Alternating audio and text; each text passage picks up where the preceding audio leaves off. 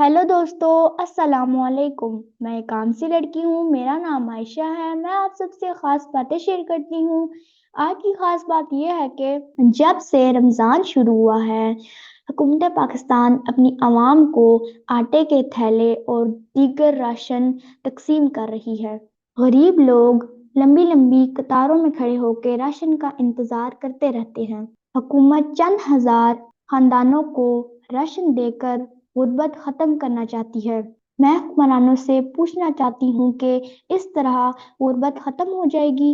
क्या गुर्बत खत्म करने का यह सही तरीका है?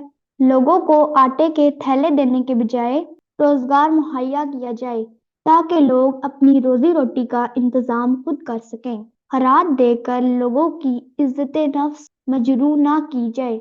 मेरी आपसे गुजारिश है कि आप मेरी वीडियो को ज़्यादा से ज़्यादा शेयर करें। अल्लाह हाफिज।